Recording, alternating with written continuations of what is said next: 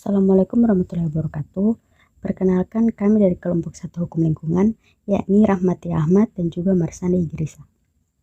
Baiklah, di sini kami akan menjelaskan pengantar hukum lingkungan. Yang pertama, pengertian hukum lingkungan. Jadi, hukum lingkungan secara umum adalah hukum yang mengatur baik buruknya lingkungan yang termasuk di dalamnya benda dan tingkah laku seseorang yang mempengaruhi makhluk hidup lainnya. Sedangkan menurut KBBI, hukum lingkungan adalah peraturan yang tertulis yang mengatur lingkungan sekitar. Sedangkan menurut para ahli, yang pertama menurut Profesor Siti Sundari Rangkuti SA, menurut para pakar hukum ini, pengertian hukum lingkungan adalah sebuah nilai-nilai di mana nilai-nilai sedang atau sudah berlaku hingga berlaku juga di masa depan dalam pemanfaatan dan pemeliharaan lingkungan. Hukum lingkungan ini bisa disebut dengan hukum tata lingkungan. Kemudian menurut Gatot P. Soemartono menyatakan pengertian hukum itu adalah keseluruhan peraturan tentang tingkah laku manusia yang isinya tentang apa yang seharusnya dilakukan atau tidak dilakukan dalam kehidupan masyarakat, yang pelaksanaan peraturan tersebut dapat dipaksakan dengan suatu sanksi oleh pihak yang berwenang. Selanjutnya, sejarah hukum lingkungan. Dasawarsa tahun 1970-an merupakan awal permasalahan lingkungan secara global yang ditandai dengan dilangsungkannya konferensi Stockholm tahun 1972 yang membicarakan masalah lingkungan. Lahirnya UU LH 1982 tanggal 11 Maret 1982 dipandang sebagai pangkal tolak atau awal dari lahir dan pertumbuhan lingkungan hidup nasional.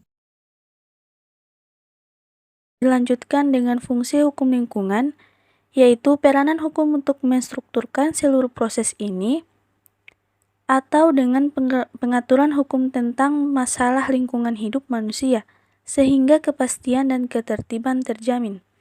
Namun, isi materi yang harus diatur itu tentu ditentukan oleh ahli-ahli dari masing-masing sektor, di samping perencanaan, ekonomi, dan pembangunan yang akan memperhatikan efek segala perhitungan secara keseluruhan.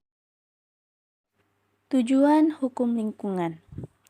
Hukum lingkungan hidup memiliki tujuan untuk mewujudkan pembangunan berkelanjutan yang berwawasan lingkungan hidup dalam rangka pembangunan manusia, dan juga bertujuan untuk membangun masyarakat Indonesia seluruhnya yang beriman dan bertakwa kepada Tuhan Yang Maha Esa, serta melindungi lingkungan dari kerusakan dan kemerosotan mutunya untuk menjamin kelestariannya agar dapat langsung terus-menerus digunakan dengan generasi sekarang maupun generasi berikutnya.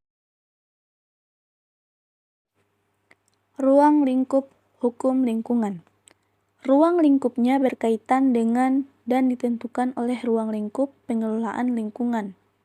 Dengan demikian, maka hukum lingkungan merupakan instrumentarium yuridis bagi pengelolaan lingkungan. Mengingat pengelolaan lingkungan terutama dilakukan oleh pemerintah, maka hukum lingkungan sebagian besar terdiri dari atas pemerintahan. Di samping hukum lingkungan pemerintahan, terdapat pula hukum lingkungan lainnya seperti hukum lingkungan keperdataan, hukum lingkungan ketatanegaraan, hukum lingkungan kepidanaan. Sepanjang bidang-bidang hukum ini membuat ketentuan-ketentuan yang bertalian dengan pengelolaan lingkungan hidup. Asas-asas hukum lingkungan. Agar hukum lingkungan dapat dijalankan sesuai dengan fungsinya yang sebenarnya, hukum lingkungan harus memiliki pedoman yang berupa asas-asas hukum lingkungan, yang meliputi yang pertama, setiap orang memiliki kewajiban dalam melestarikan lingkungan hidup yang ada. Yang kedua, pemanfaatan lingkungan hidup harus memperhatikan segala aspek dalam ilmu ekonomi, sosial, dan budaya, dan perlindungan serta pelestarian ekosistem. Yang ketiga, perlindungan dan pengelolaan lingkungan hidup dilakukan dengan memadukan berbagai unsur atau menyinergikan berbagai komponen daerah. Kemudian, aspek hukum lingkungan.